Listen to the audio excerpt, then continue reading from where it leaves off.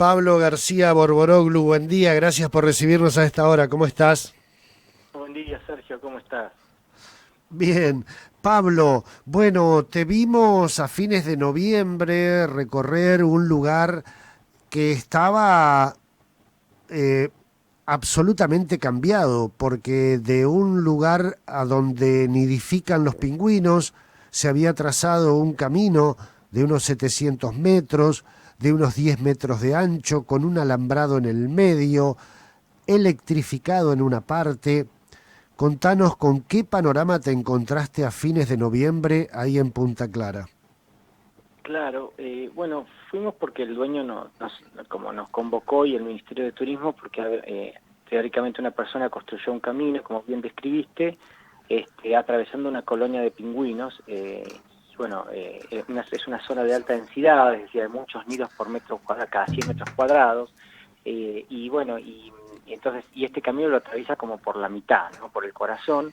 Y entonces, bueno, nosotros fuimos y muchas veces nos pasa, Sergio, que, o sea, trabajamos en muchas colonias de pingüinos y a veces algunos dueños del campo nos llama porque, bueno, cree que tiene pingüinos en su campo para ver cuántos hay. Y a veces vamos y nada, simplemente son pingüinos que están descansando, no tienen miedo. A veces sí son colonias incipientes que empezamos a estudiar. Y en este caso nos encontramos lamentablemente con este camino nuevo, a nuestro entender, y entonces a partir de lo que vemos hacemos un informe breve en donde describimos que el camino atraviesa esta zona de alta densidad, que llega hasta el mar, que tiene este alambre de 6 hilos, tiene un boyero electrificado conectado a un panel solar, y aparte del camino, hacia el fondo, digamos, a como a 800 metros tierra adentro, hay como un desmonte bastante importante donde como se hizo un movimiento de suelo, se sacó la vegetación y todo lo que había en el suelo y se acumuló todo entre unos terraplenes de 4 metros aproximadamente, y eso es zona con nidos también. Ajá, ajá. Todo esto lo documentamos, entonces dijimos, bueno, hicimos un diagnóstico muy expeditivo y dijimos, bueno, esto tenemos que informarlo a las autoridades, porque ellos tienen que tomar carta del asunto. Claro. Y bueno, entonces, como hace cualquier ciudadano, por encima nosotros tenemos el deber profesional porque es nuestra área. Y bueno, y así fue, y el ministro de Turismo convocó a primera hora del lunes 29 una reunión con Fauna y Ambiente, y ahí se hicieron la denuncia a ellos, a Fiscalía, el gobierno, y ahí empieza la investigación, y cuando viene el Ministerio de Ambiente de Nación también manda un cuerpo, se llama Brigada de Inspección Ambiental, pero el dueño no los deja entrar para obtener evidencia de lo que pasó. Les bloquea la entrada, entonces el juez libra un allanamiento y ahí va peritaje del CONICET, el Ministerio de Ambiente y Nación, va también, bueno, estaban el ministro de Ambiente de acá del Chubut, y otras gente de fiscalía, etcétera. Éramos como 17 personas en el escena. Entonces, bueno, ahí cotejan de que lo que nosotros sabemos, como, digamos, hecho saber, era verdad, que hay un daño ambiental importante, que hay destrucción de hábitat, y esa misma noche, bueno, el ministro de Ambiente tuitea que, bueno, que es cierto y que van a querellar penalmente a la persona para que se investigue, y bueno, entonces empieza a tener como un renombre, un sobrevuelo, que hace que haya querellantes de organizaciones ambientales, bufete de abogados ambientalistas, creo que organizaciones de afuera, algo así. Y entonces, bueno, toma como un ribete un poco más alto, y entonces empiezan a surgir como otras cuestiones de cuándo pasó, qué no pasó. Lo cierto es que para que se imaginen, es una colonia que tiene un camino que para nosotros es nuevo en el medio, ¿sí? Claro. En 800 metros. Y eso es lo que nosotros está investigando la justicia.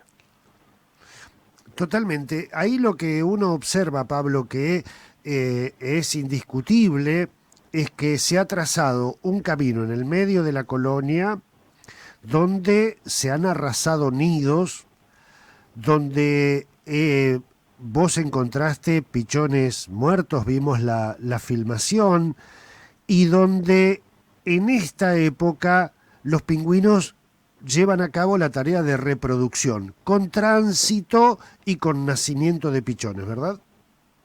Claro, exacto, porque nosotros lo que veíamos es que las huellas eran muy frescas de la topadora.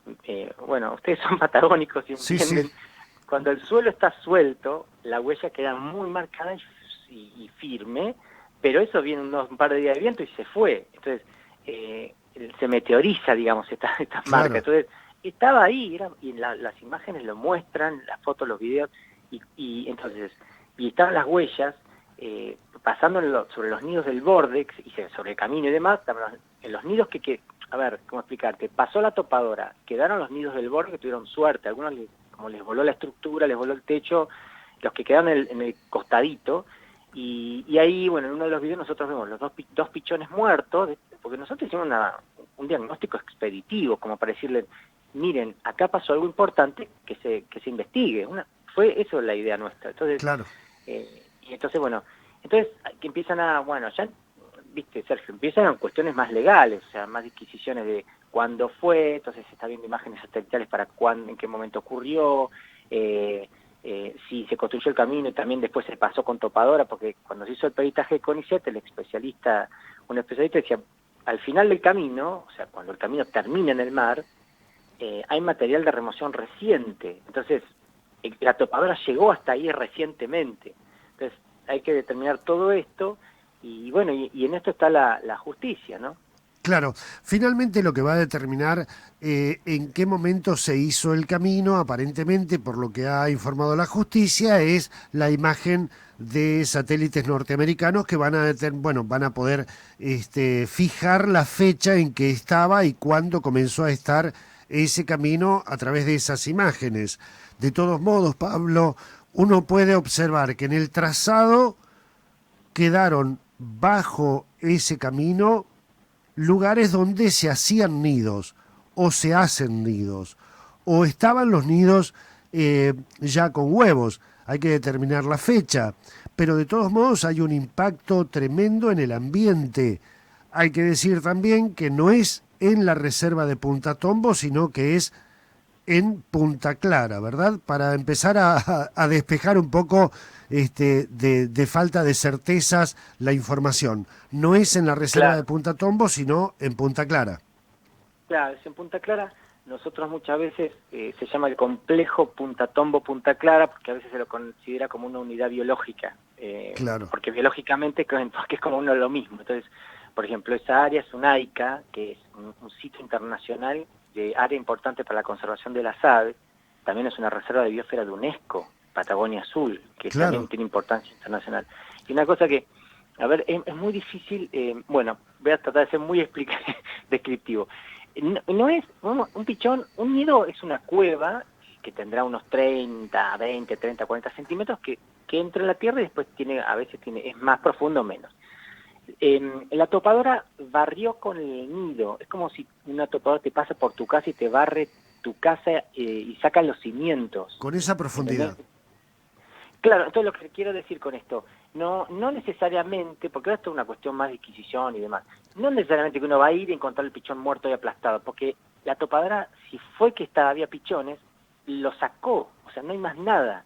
Y uno cuando ve el camino, que bueno, por suerte se están haciendo un montón de peritajes, viene los nidos, a la derecha ves todos los nidos, cueva, cueva, el camino y continúa cueva, cueva, cueva, cueva a la izquierda. Y el camino es como sacó terreno. Tenés un taloncito como si tuvieras un cordón de 30, 40 centímetros en cada costado del camino. O sea, ese suelo no está más, Claro, ¿no? claro. Lo que sí trabajamos en pingüinos, yo trabajo hace más de 30 años, vos te das cuenta, cada nido tiene lo que llamamos la taza nosotros, que es donde el adulto está incubando huevo y pichón.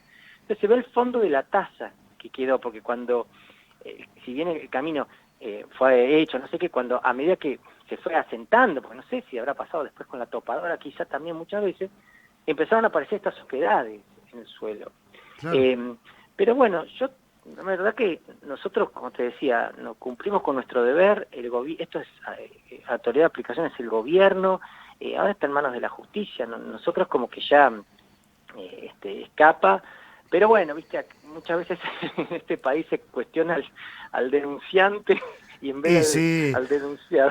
Pablo, un par de preguntitas que tienen que ver con sumar conocimiento sobre estas poblaciones. Bien. En principio, más o menos, ¿en qué mes los pingüinos suben a estos lugares para hacer sus nidos? Perfecto. Y en realidad, ¿sabes qué hacen? Bajan, porque se pasan el invierno en el norte, en Brasil, en Uruguay, enfrente a la provincia de Buenos Aires, todo en el mar, ¿no? Y cuando viene el verano, vuelven a Patagonia y ahí están desde septiembre hasta abril. Y es muy importante tu pregunta, ¿por qué? Porque el pingüino vive 30 a 35 años y y hace un vínculo de pareja de larga data. Nosotros hemos investigado parejas que estuvieron juntas por 17 años al menos, ¿no? Que nosotros las seguimos al menos eso. Y el territorio, el nido, es el lugar donde se encuentra la pareja, porque el macho llega antes de la migración y la hembra llega 2 semanas después. El territorio es el lugar que él defienda de por vida, él es muy territorial y vuelve a ese lugar año tras año. Si vos le eliminás el nido, le eliminás la posibilidad de continuar ese vínculo de pareja y le eliminás su territorio, que es el lugar que defendió toda su vida y que sus vecinos saben que es de él. Entonces le estás eliminando gran parte de su vida, si es que salió vivo, ¿no? Ojalá. Entonces, porque es lo que yo digo también, deseamos fervientemente que esto no haya sido con los pingüinos ahí, pero igualmente no tendría que haber ocurrido y va a ser penalizado porque es destrucción de hábitat y Claro. daño ambiental. O sea, no es poco, ¿no? O sea, si encima ocurrió con los pingüinos ahí, bueno, es peor aún, ¿no es cierto? Totalmente. La otra preguntita, ¿encontraron adultos muertos cuando en esa visita rápida que hicieron ustedes al principio? No, adultos No. muertos no encontramos, porque Ajá, por ahí en algunos medios y demás aparecía y el adulto generalmente cuando en lugares que están muy visitados como que se habitúa a la presencia humana, en colonias como Punta Tombo, la parte visitada, pero claro. en colonias que no hay humanos, los pingüinos se estresan mucho y se salen despavoridos, digamos. Si encima pasa una topadora en ese medio, con el ruido Imagínate. y el movimiento de tierra, deben haber salido, bueno, durante la construcción del camino, después, todo, o sea, las huellas eran muy frescas. Pero nosotros no encontramos adultos, a veces el adulto es muy fiel cuando tiene huevos, es lo más valioso de su vida, es como si son tus hijos. Claro. Entonces vos se quedan ahí. Si el pingüino tiene encima un nido muy bueno, se queda en el fondo pensando que está protegido para la mayoría de las amenazas, pero no para una topadora de 8 toneladas.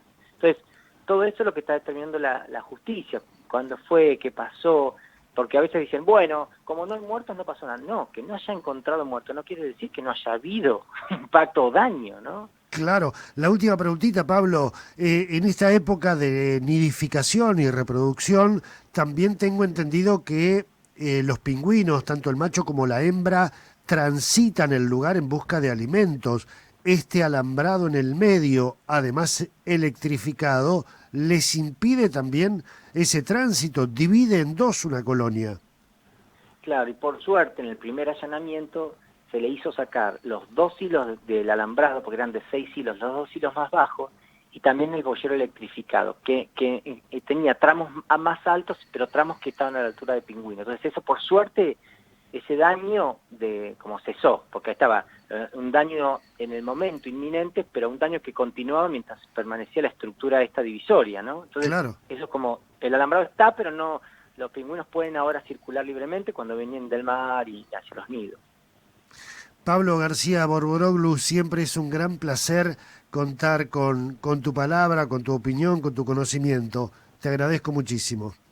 No, muchas gracias a ustedes por la posibilidad de contar esto, porque bueno, por alguna razón hay algún interés también de minimizarlo, no sé qué, pero bueno, es algo que nosotros trabajamos toda la vida en la investigación y conservación de pingüinos y es nuestro deber tratar de ayudar a esclarecer qué pasó. Muchísimas gracias. Un abrazo grande, Pablo.